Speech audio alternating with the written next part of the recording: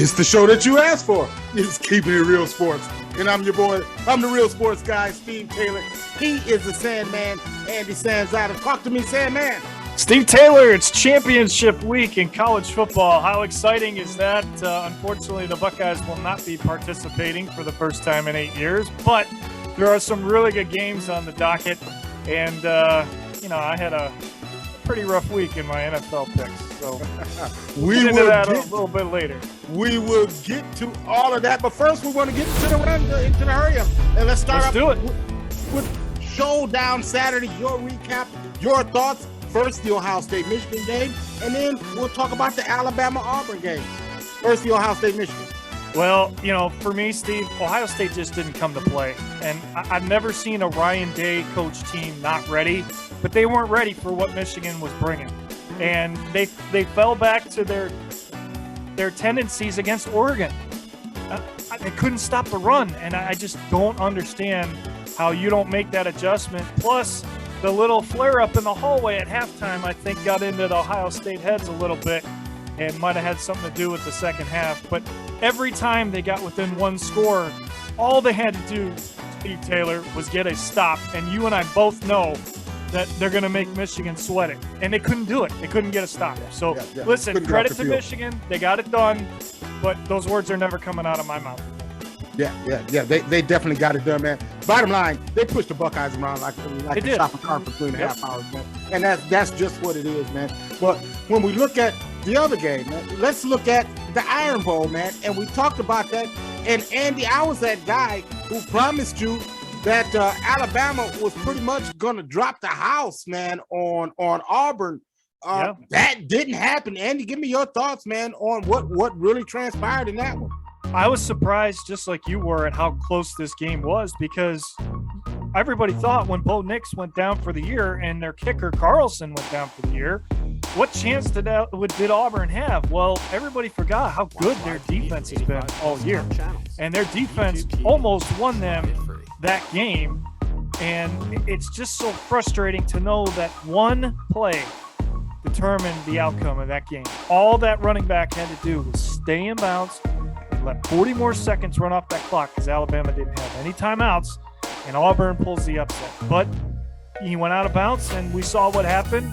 It was exciting to have it to go to 4 overtimes, but you knew in that fourth overtime, as well as I did, once Alabama took the lead, that was the ball. You're pretty much right, man. That's kind of what happened, man. Once it's championship medal, man. And that's the thing that I was talking about, man. I'm talking about championship medal. When you are pressed to make a play, man. And we talked about that, man. That's what we didn't see out of the Buckeyes, man, that we saw from these guys, man. Yeah, exactly. And, every rivalry is going to have a little bit of that. You saw quite a bit of laundry. But the other thing that we're not talking about, Steve, is that Auburn's quarterback played on one leg in the fourth quarter. Honestly, I don't know why he was out there as injured as he was, but clearly they felt like he still gave them the best option to win.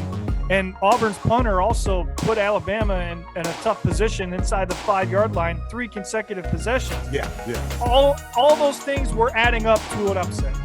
But one play. It really did. And for the life of me, Andy, why wouldn't you go for 2 once you tied it up in the first overtime? I don't understand it. Yeah, I don't either, to be honest. But it is what it is, and we saw a lot of this on Saturday and a lot of different games. Not enough of those in the Michigan game, but I'm not going to go there. Yeah. But hey, man, look, I'm not going to go there, man. Them dudes, man, they got it done. Just like Alabama did, they got it done. Yep. They get a chance to play in the SEC championship, and that's just kind of the way of the world. That's just how it is, Andy. That's how it is. It went the way it was supposed to go for this season at least, and now Ohio State has to hope they can get a lot of help, or they're looking at the Rose Bowl on New Year's Day.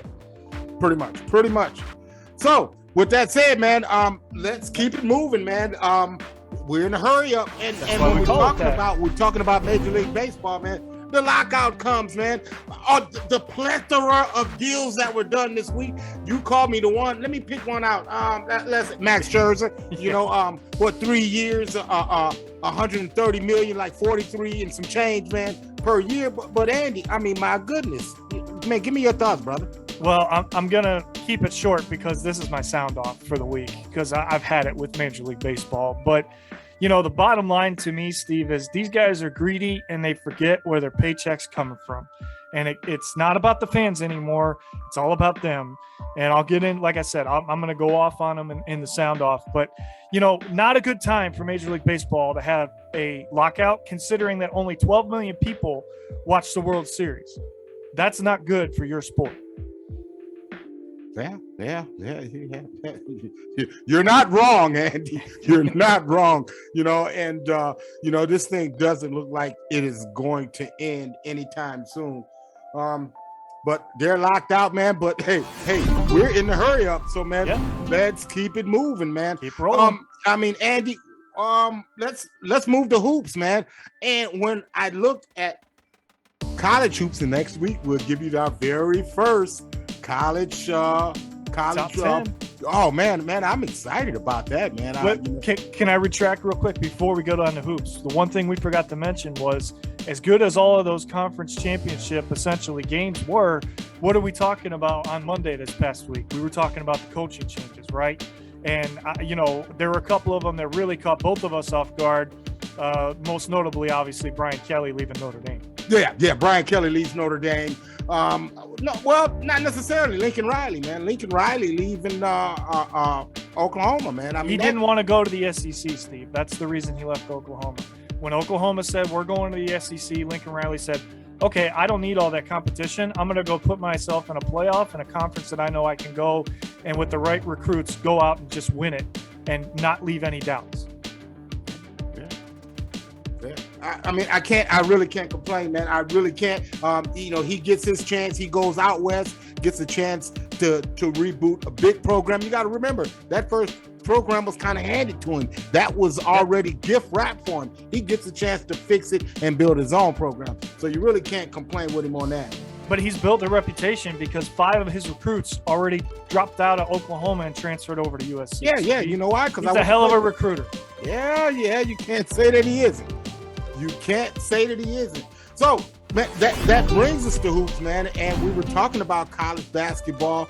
And Andy, to me, man, I have a brand new favorite college basketball player, and it ain't Ohio State Buckeye. No, it's Holmgren out in Gonzaga. I mean, this kid is special, man. He's only a freshman, Steve. That's what's crazy. And, you know, he's 7 feet, probably, you know, weighs 150 pounds soaking wet. Yeah. But the kid can flat out ball, man. He can do it inside. He can shoot the three to stretch the floor. And he also can dribble in transition and get it done defensively as well. There you see his length. He's 7'1", man. And you know, and if he weighs a 250, man, I'm not sitting here. But the guy, man, he has it all. He can block shots. He can spread the floor. He can stop. He can pull up. He can be a playmaker. I mean, the kid has it all, man. You know, Gonzaga's done it again. Mark Few's done it again. Well, he was the #1 recruit in the country, and hats off to Mark Few for convincing him to come to Gonzaga. You know, listen, when I was watching the Dick Vitale return the other night last week, where it was Gonzaga and UCLA, and so dominated. Glad to see him. Dominated. It wasn't even close. Yeah, so glad to see Dickie V back on TV, by the way, after fighting leukemia, and he's still going through it, Steve. But, you know, when he was as excited as I've heard him since Grant Hill was in college basketball, that's how Dick Vitale feels about this kid, and that's how you and I are going to keep feeling about him if he keeps playing this way, because he can flat out win a game by himself. But he doesn't have to, Steve, and that's what makes Gonzaga so dangerous. Here's the thing about him. He's a playmaker. You know, Gonzaga is starting to get one and dones now. And this is kind of scary because they had always been the program where you went 4 years like a Drew Chamey, where it goes 4 years and you get into the league. Well, they're starting to get one and dones because that one kid, Strasner, oh my God, this kid, man, is special. In the words of Dickie V, he's special, baby, because he flat out is. He can get it done, man. Yeah. But I tell you, this here is a team that you might want to watch out for, man. The Gonzaga Bulldogs, man. They're getting it done once again.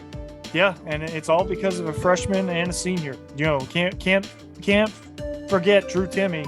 He's the main reason that they're going to be in the Final Four. In my opinion, they're going to be in the Final Four this year.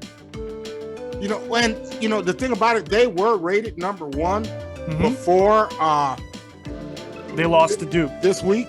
Yeah, they lost to Duke, which was a fantabulous game, man. Yeah, but the new number one, man, Andy, it's going to be Purdue. And I tell you, this team does not have a weakness, man. Give me your thoughts on Purdue Boilermakers. I mean, like I've said for the last 3 or 4 years, Steve, the Big Ten is the best conference in college basketball. It's so deep, and there's so many teams that can cause problems in the regular season, in the conference tournament, and then obviously in the NCAA tournament as well. But to me, if one team in the Big Ten has a chance to win a national championship, it's these guys right here. And it's because they're very well coached. They play great defense. They give you problems on the inside, and they can hit you from the outside on the perimeter as well. And you definitely don't want to allow them to get out in transition either, Steve. This is a very dangerous team. And right now, after what happened to Duke against Ohio State, they probably are going to move up to number one. Probably. You can kill that, man. This is the best team in the country so far. You know, they can shoot it from the outside. They have an NBA type talent in Edey. He can flat out get it done. He's a special player. Then they also have the big guy. Well, Edey is the big guy, but I'm talking about there you go, your slash right there, getting to the hoop. Man, these guys, Ivy is the guy that I'm talking about. They can get buckets on their own, man, and not in what the framework of the offense, man. This is a team to watch. Keep your eye out on. Yeah, they're very dangerous, and they're definitely going to be favored to win the Big Ten this year, no question about it. But you've got Wisconsin, you've got Michigan State, you've got Michigan, you've got Ohio State. They're going to have a lot of competition. And don't forget, if Illinois can figure it out and get back to learning how to use Kofi Cockburn correctly, they're going to have something to say about it as well. Yeah, but Andy, Michigan just got dog walked by. They did by North Carolina. Yeah, last night. Yeah. Just last night. That didn't bother me that much. So But so that brings me to what I've been the most proud about this week, man, is the play of the Ohio State Buckeyes, and I'm talking basketball-wise, man. I mean, these guys, man.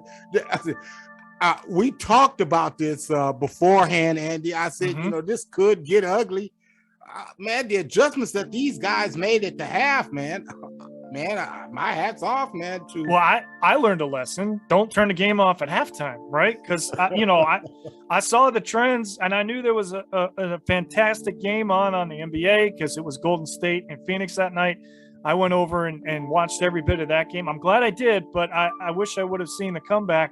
But, this is the reason they were able to get it done, is this guy right here, Zed Key down in the post.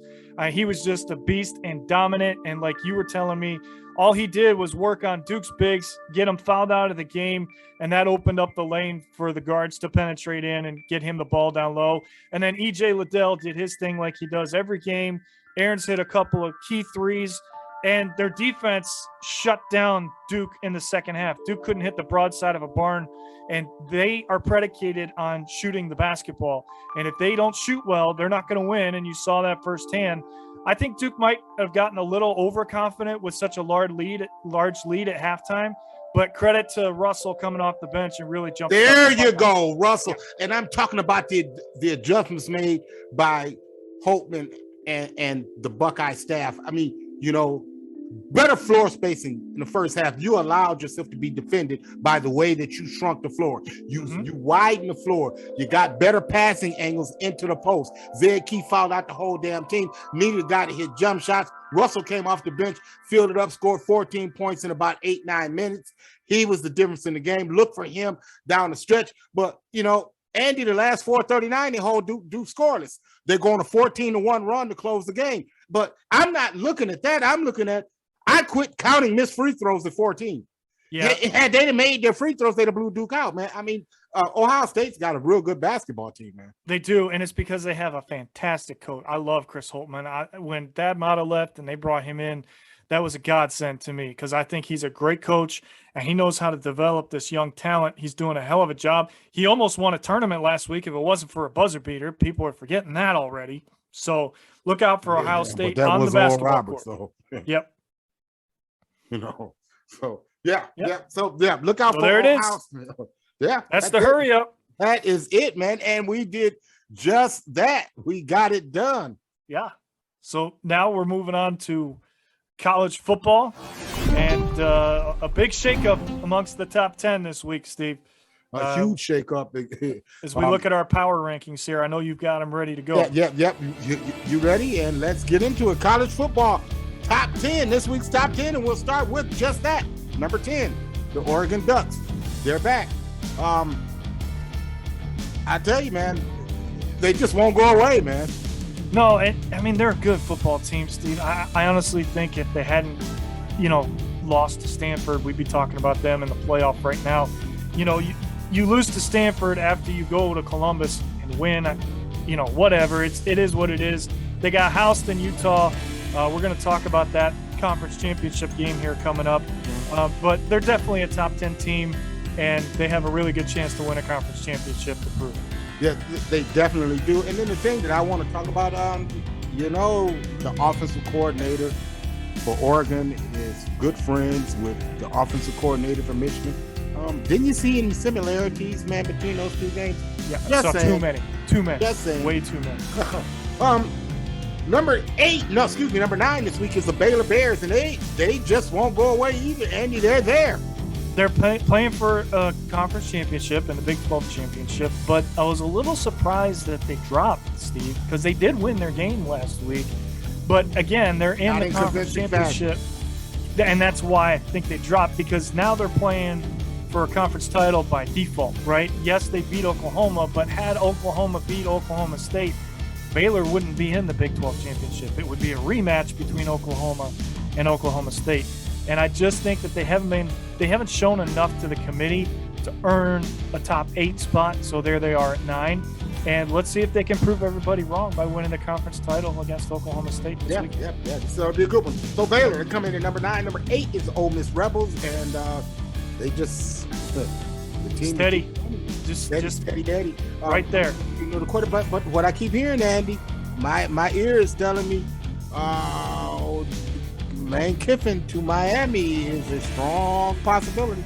I mean, jump on that if you're the Hurricanes, right? I mean, Kiffin did this to me was his best coaching job, Steve. I just think he did a fantastic job because he didn't overreact to the losses they had. He didn't panic. He didn't change his game plan. He didn't get blown out in the big games either. Exactly. He played a tough schedule. They played a really tough schedule, and they set an all-time record for wins with 10.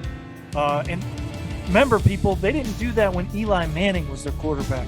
So hats off to Corral and Kiffin and the boys, and the Running Rebels are going to have a New Year's 6 game, I feel, because they're one of the best teams. But the fairness to Eli Manning, they have added an extra game, so, I'm sure if he'd had that extra game, But Ole Miss comes in at number 8. Number 7 is the Ohio State Buckeyes, and to me, you get what the F you get. Yeah, I mean, they basically just flipped spots with Michigan, and that's what it comes down to. Are they mathematically out of it? Probably. But yeah. Technically, no. But yes. I'm not going to go there, Steve. I will. I don't want them in the playoff. I don't. I just think that I don't know if they'll be able to bounce back no matter who they play, even if it's Oregon in the Rose Bowl. That Michigan loss is going to sting for 364 days. Look, you get what you get. Yep. Vegas has their odds at 30,000 to 1. Yep. No, you ain't getting in. Stop. Nope. Number 6 is the Fighting Irish of Notre Dame, and I mean, to me, they're there because of reputation, and they have one loss because they didn't beat anybody. But their big win was not so big now because Wisconsin lost last week. They're out of the top 25. Their biggest win to date is against an 8-4 Purdue team. Yeah, and people are forgetting they almost lost to Toledo. Remember They that should have lost to Toledo. There you go. So, to me, they're not the number 6 team. To me, they're back to being the most fraudulent team in America. So, I'll just leave it there. Okay. Number 6, Notre Dame. Number 5 is the Oklahoma State Cowboys. And control their own destiny. Yes, they do. They really do. That's a game that we're definitely going to watch. Oh, for sure. And we're picking it here in a little bit as well. But the bottom line to me, and I know you agree with me on this, win and you're in. Win and you're in. That's all they have to do. Because I truly believe, even though they're below Cincinnati, I think the committee would consider a Big 12 championship over an AAC champion when it comes down to looking at the 4 best teams for the playoff this year. Yeah. So Oklahoma State, number 5, which is a good spot for them right now. Number 4, the Cincinnati Bearcats. And this is where you want to watch this weekend at, folks, because I remember the inaugural season of the playoffs when TCU was sitting in the exact same spot as the Cincinnati Bearcats and found its way on the outside looking in. So really, Cincinnati fan, this is the week that you really want to watch and hope that there's not too much helter-skelter. Take care of your business, control your business, and you got a real good shot in getting to the playoffs. Steve, I think they get in if they destroy Houston. But if this game's close, I think the committee looks long and hard at that. I really believe that. So you're absolutely right. That's the game to watch the most as far as the top 4 this weekend. Cincinnati's number 4. Number 3, the Alabama Crimson Tide. And championship medal, man. I mean, they're up against the wall, man, and they find a way to get it done.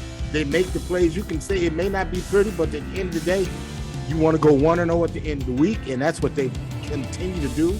It's always hard to win at Auburn because of the rivalry, right? At the same time, I believe they were looking past this game ahead to Georgia already. But like you said, the champions find a way to win when they have to win, regardless of the circumstances. They did that, and did Bryce Young possibly have his Heisman moment by coming back and winning that game? Yeah, he's got to be the favorite right now. Yeah, he's in the clubhouse. Let's put it like that. Yep. But CJ will be in New York. I promise. Well, he'll be sitting in New York, but I don't think he's going to lift the hardware. Not this year, but he's going to be the odds-on favorite next year. Number 2. Michigan Wolverines, they finally put it all together. The thing about them is they understand their identity, and they're not falling far from that. Yeah, but I think if Auburn had destroyed, or if Alabama had destroyed Auburn, Michigan would be a 3, not a 2. Yeah, that's a good point. So I think that's why they're at 2, but they definitely deserve to be in the top 4, no question about it. So Michigan is number 2, and number 1 is the Georgia Bulldogs. And I mean, like I said, Stetson Bennett has proved he's not a clone, that he's a quarterback. He's given them stability. Looks a lot like Mac Jones from last year, what he did at Alabama. Man, Georgia is continuing to thrive, even though its best linebacker is not on the team, man. I mean, we ain't even talking about that, man. I know. For real, Georgia, man. I mean, that train is off and running, man. If there's been one team all year that we said is the most consistent, it's definitely been Georgia. And what did we say 4 weeks ago? We said they need to find an identity on offense, and they've done that over the last 4 weeks. And Stetson Bennett is no question their number 1, and I think he gives Georgia a lot to offer in this championship game this weekend. But we'll just have to wait and see. Can they finish? And can Kirby Smart get his first victory against Nick Saban in order to go into the playoff undefeated? I still think, Steve, they've proven enough in the committee's eyes to lose Saturday and still be one of the top 4. Yeah, that's one that Cincinnati want to keep its eye on, because if Alabama finds a way to upset Georgia by a field goal or something like that, oh my goodness. Yeah, that's the kind of anarchy that could break out. But there you go. There's our college football top 10. And that takes us right into who you got. Andy, this week, we're picking the Power 5 conference championship games. And we'll start in the ACC, where Wake Forest and Pitt Panthers will clash. Pitt is a 3-point favorite. Andy, who you got? Well, First before off, we tell me what happened last week. Okay, yeah, there we go. So I was just gonna update the standings. I wasn't gonna go into the specifics. But I went undefeated last week on my college picks. So I was very pleased with that. I was embarrassed by what I did in the NFL, but that's we'll talk about that segment. Later. Yeah. So I'm 22-12 on the season, and you are now, after going 1-2, I've got you at 18-16. That is correct. That is correct on the season. I went 1-2 last week. You went undefeated. You're hitting on college picks at 77%. I'm hitting at about 52%. Yep. But the crazy thing is, Steve, is it's the exact opposite on the NFL. So the exact listen, we call ourselves the real sports guys for a reason. Between the two of us, you can't find that kind of knowledge anywhere else, right? We bring it. We bring it. That's right. But however, I get a chance to catch up here because I got 5 games. Let's roll them out, Andy. All right, let's do it. ACC Championship, Wake Forest, Pitt. Who you got? Pitt's favored by 3. I like Kenny Pickett more than I like Sam Hartman, and I'll take Pitt's defense over Wake Forest's. So I'm going to take Pitt to cover and win the ACC Championship. Give me Pittsburgh. Well, man, I do like Pitt. Their defense is for real, and they can get after it. But Wake Forest's offense has carried them all year. The ability to be able to score points in bunches, to be able to strike from any position on the field. That's why I like the Demon Deacons. I think the Demon Deacons will win. Give me those 3 points and the Deacons. You're just trying to catch up now. Oh, absolutely. What's understood don't need to be explained. That brings us to the Big 12 championship, where Baylor and Oklahoma State match up for the second time. Oklahoma State won the earlier matchup. Andy, they are a 5.5-point favorite in this one. Who you got? Well, Baylor, as we said, has been a little inconsistent this year, but Oklahoma State, even though they're 11-1, Steve, they've struggled in when they play better teams, right? To me, 5.5 is too much in this game. I'm going to take Baylor to cover. Cowboys are very potent on offense, man. And that defense is for real. It's starting to come around, man. Yeah. The uncertainty with Baylor's quarterback situation is why I'm going to take the Cowboys. Give me the Cowboys. I'm going to give you the points. I think they're going to win. They're going to cover. Give me Oklahoma State. That moves us to the Pac-12 championship, where the Oregon Ducks face Utah once again. Second time in 3 weeks. Was it 3 weeks, isn't it? 4 weeks. 4 weeks. Second time in 4 weeks. They're a 2.5-point favorite in this one. Andy, who you got? I think Oregon's a better football team than the team that Utah beat 38-7. That game was at Utah. I believe the Pac-12 championship is played in a neutral site, if I'm not mistaken. Yeah, it's at Las Vegas. Yeah, exactly. And I think that's going to make the difference. And listen, Oregon knows maybe, I think the Stanford loss takes them out of the playoff. But if in their mind, if they win a conference championship, they already have beaten Ohio State, right? So they would have a one-up on Ohio State for 2 reasons. Number one, they beat them head-to-head. And number 2, they're a conference champions, and Ohio State's not. So there's a lot to play for. And I don't think you can beat a team twice in a season, especially this close to each other. So I'm going to take Oregon to bounce back and get the revenge win and win the Pac-12. Man, originally I really, really liked Oregon. And then I got to go back and I looked at what happened in that game. Mm-hmm. I mean, Utah had his way. I know that. They had their way. But I think they were playing a different football team 4 weeks ago. I'm going to take Utah. All right. I'm going to take Utah. That brings us to the Big Ten championship, where Michigan and Iowa clash. Michigan, a 10.5-point favorite. Andy, who you got?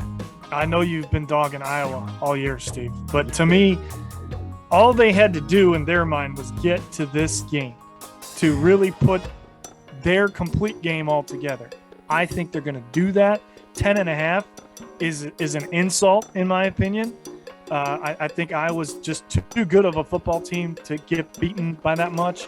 Plus, the last time that Michigan matched up against the team that plays just like they do, it was against Penn State. They only won that game by 4. Michigan's never been to a Big Ten championship. That means none of their players have played in a game of this magnitude. I think it's close, so I'm going to take Iowa to cover. Man, I hope you're right. Ultimately, I want Iowa to win, but for this segment, I'm going to take them to cover. I know Iowa was down, man, against Nebraska 22-6 with 14 minutes to go in the game until Nebraska started doing Nebraska things. Block punt, pick six, missed field goal, combo, missed field goal. Man, Michigan understands its identity. I don't think it gets far away from its identity. The problem with Iowa's offense, I don't think they're going to be able to move the ball on the Michigan defense. That's why I'm going to go ahead and take the Wolverines to cover. All right. That brings us to the SEC championship game, Alabama and Georgia. Andy, who you got? Well, I'll tell you what. I have so much respect for Nick Saban, Steve. I think 6.5 is an insult. And this is the first time in 92 games that Alabama has been an underdog. You know what happened the last time? It was against Georgia. You know what happened? Alabama won. You're giving Alabama 6.5? I'll take that all day. I think Roll Tide, they're going to cover. The Georgia defense is real. Oh, for sure. Yeah. And the Alabama offense has had spells where they just spins in its own tires. And we saw that for 3/4 of the game last week against Auburn. Georgia, if Auburn steps on the throat of Alabama, that thing's over. Sure. Georgia will step on the neck of Alabama, and they will end it. I'll give up the points. Give me the Bulldogs. All right. So there you go. Hey, there's your chance. You've got a chance. Either I'm going to win this thing or I'm going to destroy you. Yeah. That sounds about right. Yeah. That brings us to our NFL Power Rankings, Andy. And let's get right into it. More changes again this week, Steve. Do you realize that ever since we've done this show, which is 12 episodes now, we have not had a single week where every team in the top 10 has been in the top 10. Do you realize that? It's been major shakeup. Yeah, you're right. Yeah, you're that's right. Pretty crazy. And out of the 12 weeks, we've had the top spot and the bottom spot change hands 3/4 of the time. Yeah. And I think it's going to keep doing that too. I don't see it changing anytime soon. Yeah. So here we go. Number 10, the Dallas Cowboys. Are you so sure about Dallas as you were a couple weeks ago? Yeah, I am, because they have a large enough lead and they control their own destiny because they still play Washington twice. Objects in the mirror are closer than they appear. Those objects are the Washington Redskins. They're coming. They're coming, but again, all they have to do is split with Washington and they win the division. The Washington football team, they'll always be Redskins, Yeah, I know. I'm with you. It's just like I'm always going to call the Guardians the Indians. Yeah. Whatever. But as far as the Cowboys go, Amari Cooper's back. He's off the COVID list. He's a big cog in their offense. They are without quite a few coaches. But and that's big. And nobody. It's big, Steve. But Dan Quinn took Atlanta to a Super Bowl, so he's the interim head coach. Dan Quinn also is the only coach in Super Bowl history to give up a 25 damn point lead. Yeah, he's not going to do that against the Saints. The Saints are awful without Jameis Winston. Even though Taysom Hill is going to start this week, I don't think it makes a difference. I know they're in New Orleans. I don't think that makes a difference because both teams play in a dome all the time. Cowboys will be fine. They're going to win and right themselves and stay in the top 10. Well, they definitely need to. They've lost 3 out of 4. Dallas, they come in number 10 this week. Number 9 is the Tennessee Titans. And I tell you, man, the free fall continues for Tennessee. Yeah, I still don't understand the release of Adrian Peterson. That one's got me puzzled a little bit. But Maybe it came down to money. Who knows? I don't know. But well, it came down to developing their own talent that they had in house already. I guess, but when you're right there and you're already at the top of the AFC, I'd rather have a guy that's done it before. But that's just me. They're not the same without Derrick Henry. We knew that was going to happen, right? But they're getting the Miami version of Ryan Tannehill. If I'm a Titans fan, that worries me a little bit. Yeah. Tennessee comes. They're still going to win their division, and they're still going to get the playoffs. Yeah. Objects are in the mirror are closer than they appear because the Colts are not. They're balling, and they're coming. They didn't ball last week. They had that game. They should have won that game. That's exactly where I'm going with that. But they didn't. That man named Brady, Tom Brady. Number 9 is Tennessee. Number 8, Los Angeles Rams. And I told you I had room to pause last week. It's the defensive side, man. It's the defensive adjustments or non-adjustments that are being called, man. I mean, why in the hell is Jalen Ramsey on tight ends, man, when Devontae Adams, man, is and then the soft zone on third down. I mean, challenge the damn man. I mean, come on. So the corner wants to do. He wants to challenge you. The other thing is, Ramsey coming out and saying, I don't understand why we're playing like this. We're such a good team. We have so much talent. That's what he's talking about. That was indirect shot at the defense. That's what he's talking about. That's exactly what he's talking about. Yeah, I mean, we're too damn good. You and I can see playing right through soft coverage on third down, man. Get the hell out of here, man. We dictate. Well, I'm officially eliminating LA off of my Super Bowl pick. Well, that's why I never had him on mine. Yeah, you haven't made any, and you're smart for doing that. But I got to keep the show interesting. Okay, one of us had to. I was willing to go out there, but now I'm changing it to the Green Bay Packers. So It's Green Bay Buffalo. Well, it's on record. There you go. And speaking of Buffalo, they tap in at number 7 this week. Big game Monday night, right? We're gonna pick it here in a little bit, but this to me, this is their season, Steve. Because in order for them to get to the Super Bowl, I feel like they need to get home field. They need that cold weather element to be there late in January in the further into the playoffs. If they're going to do that, they've got to get past New England first, and Monday night's a big step in that direction. Well, they took a step in that direction last year when they won the 2 meetings against them. Mm-hmm. They're going to. This is a different Patriots team. This is exactly a different, much different Patriots team. You know what? If they won 6 in a row, game, it would be the equivalency of taking 2 steps forward and 3 steps backwards for them. They have to win this game. This is a must-win for them. But they come in this week at number 7, number 6, the Baltimore Ravens, and Lamar Jackson continues to say the right things, man. I mean, that guy makes it so hard for you to dislike him.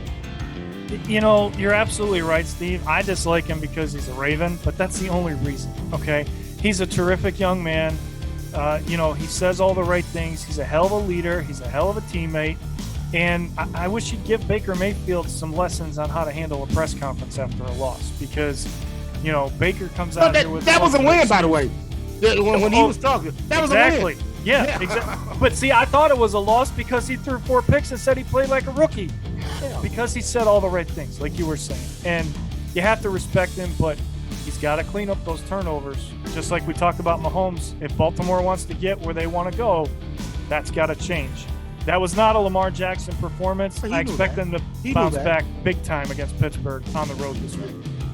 Baltimore coming in at number 6, number 5, as the AFC climb continues. It's the New England Patriots. And they deserve to be there. They've won 6 in a row. No team is hotter in the NFL.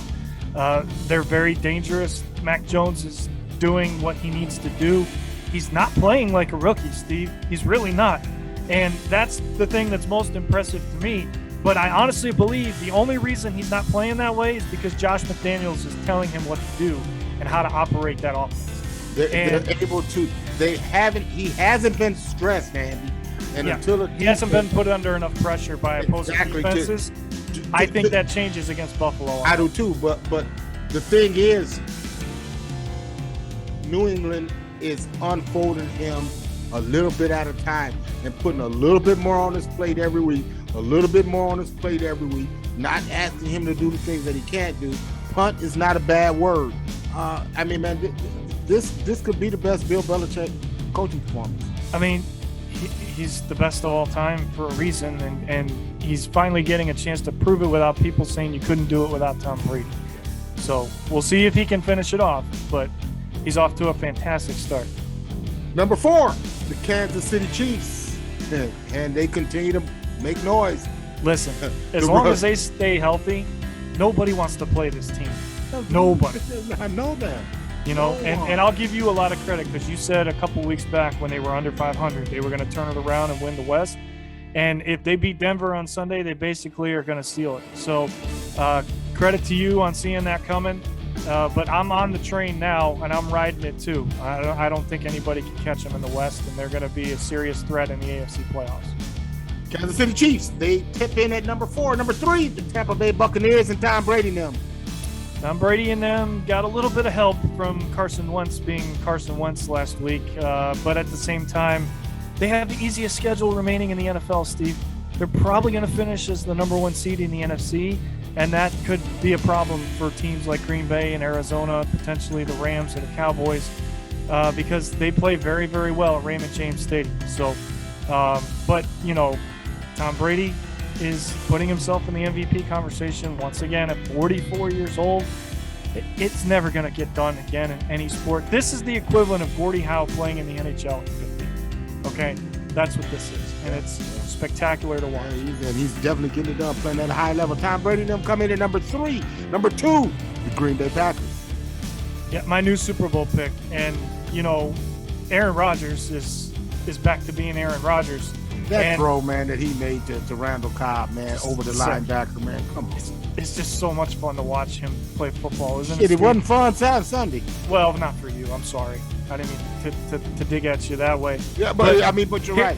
Here's the thing. The reason I say Green Bay is going to win the NFC, I like their defense more than Tampa's. And I think ultimately that's going to make the difference. Well, they become more physical. They kind of got run on and run out of the last 2 championship games. They become more physical at the point of attack on both sides of the ball, man. That could make a difference in the long run. And then that punishing style offense, that translates well, man, to the damn weather. And Aaron Jones is getting healthy at the right time. And honestly, that whooping they took from New Orleans woke them up. And ever since, they haven't been the same, and they've been one of the best, if not the best teams in the NFL. And that brings us to Arizona at number 1. You know, I mean, their resume is what it is, man, and they remain number 1. This is for the second week. And they remain number 1 without Kyler Murray. And that's what's so impressive about Arizona. They're dangerous. They're dangerous. Right. There you go, NFL Power Rankings, Andy. That brings us to Pick 6. And my kind sir, can you please remind us what happened last week? Yeah. Do I have to? Can I just resign right now? No, it's all in good fun. I went 0 for 6. I didn't think that was possible, but you know, my stupid ass took the Browns instead of the Ravens, so I deserve to go 0 and 6 for that pick alone. I'm at 34 and 26 on the season. You went 6 and 0. No, I went actually 5 and 1. I lost the Ram game. Oh, that's right. I'm sorry. Almost perfect. So that's your second week in a row of 5 and 1. So tip of the cap to you, my dear friend. You are now 43 and 17. Quite impressive. So again, you're dominating me on this side. I've got you on the college side. You know, this is the last week for college picks. Can I finish it off? We'll have to wait and see after this week. So here we go. Pick 6. All right, let's do it. Let's start in Pittsburgh, where the Pittsburgh Steelers play host to the Baltimore Ravens. This is a 4:25 kickoff. Andy, who you got? Doesn't matter what time of day this game is being played. TJ Watt not on the field because of COVID. That's the entire defensive front for Pittsburgh in order to try to stop Lamar Jackson. He is motivated because of what he did against Cleveland. This is an easy pick for me, and I'm done picking the Steelers after what I saw last week. So it's Baltimore for me. Pittsburgh does play tough at home, but man, this is going to be a tough ask to beat the Ravens. And the way that they played Monday night, or last Sunday night, they'll turn it around and give me the Ravens to win this one. The Chargers travel cross country to play the Cincinnati Bengals. This is going to be a 1 o'clock affair for the Chargers. A battle of Justin Herbert against Joe Burrow. Andy, who you got? This is going to be a fun game to watch. I'm actually excited that the Browns have a bye week this week because I get a chance to watch a couple other games now. And I would expect that this is going to be one of them that I'll get locally. Cincinnati has figured something out after the bye, Steve. Remember, before the bye, they had given up 37 points in 2 games. That's a lot of 37 points a game. 3 games, yeah. In 2 games. Sorry. But they used the bye week to regroup and recalibrate everything. They went out and had 2 very impressive performances these last 2 weeks, and they're tough to beat at home. Coming all the way across for the Chargers, although the Chargers have to have this game to stay in the thick of the playoffs or the division, I don't think they get it done. I don't think their defense can stop Joe Mixon, so I'm going to take the Bengals at home. That does concern me, the fact that Joe Mixon match are starting to get after it, man. The thing that concerns me about Cincinnati, Andy, is ebb and flows. They played well, with the exception of the Cleveland game, against AFC North teams. Mm-hmm. They had a big win against Pittsburgh last week. My gut feeling tells me that they let down a little bit this week. Justin Herbert comes across. He makes enough plays to win it. It's going to be a great matchup between young quarterbacks. Give me the Chargers. Okay. Denver travels to Kansas City to take on the Chiefs. Andy, who you got? Well, I said earlier that Baltimore was the easiest pick, right? I forgot that we were picking this game. This is not even going to be close. I think Denver's a fraud.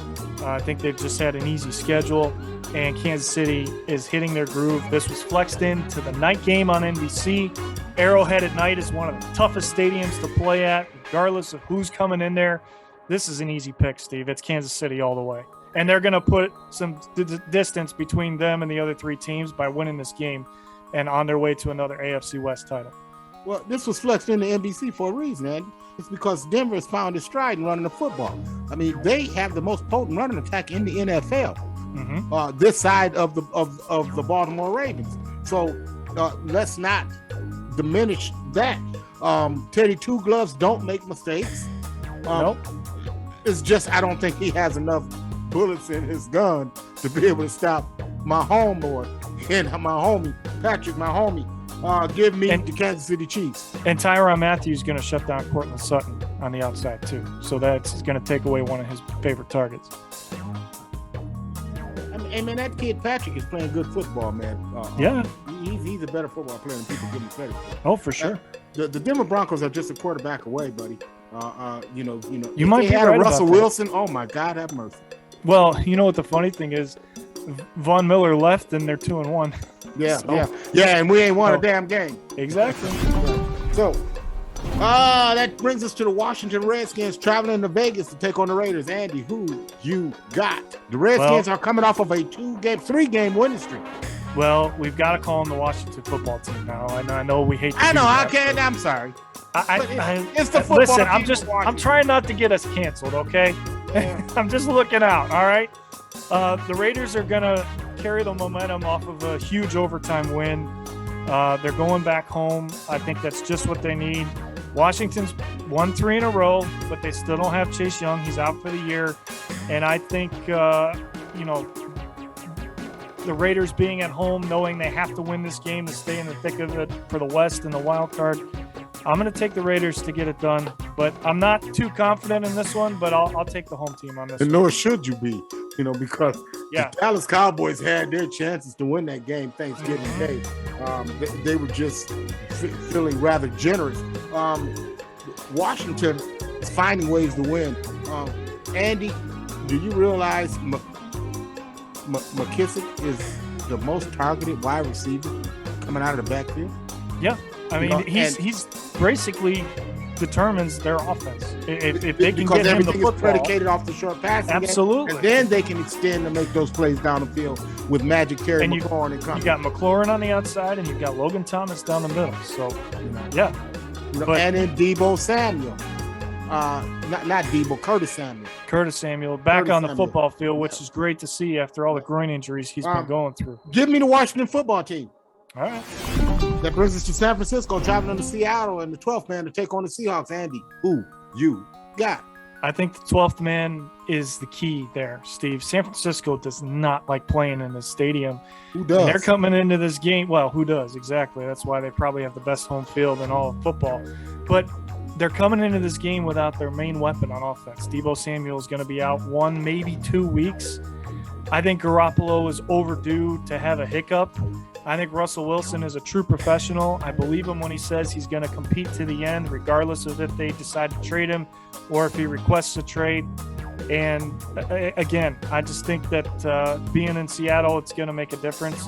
I'm going to take the upset. I'll take the Seahawks to pull it down. I don't know why people call it an upset, man, because Seattle always plays the Niners well. Yeah, that man had a pin in this finger.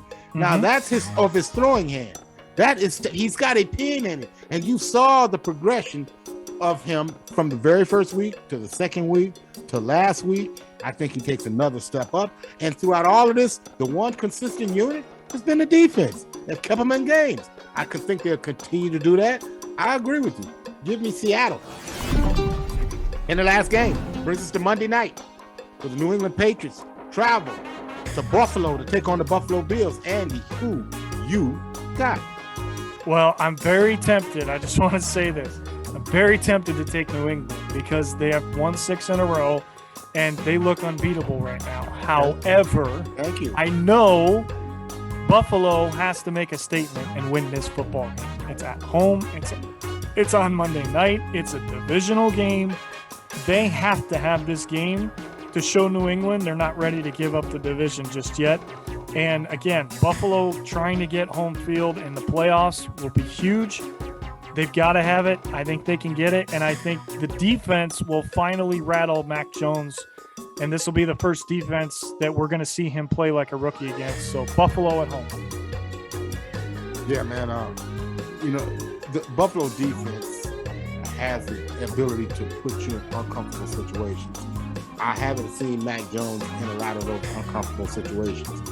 When he's gotten behind, we saw how he struggled against Dallas to come from behind. They were the last team I remember that kind of stressed him. I think that Buffalo stresses them defensively. They definitely have the offensive firepower to where the New England offense just can't bore you and beat you. They're going to have to bring a little bit of weaponry to this here gunfight. I just don't think they have enough. Give me the Buffalo Bills. And there you go, Andy. Pick 6 in the books.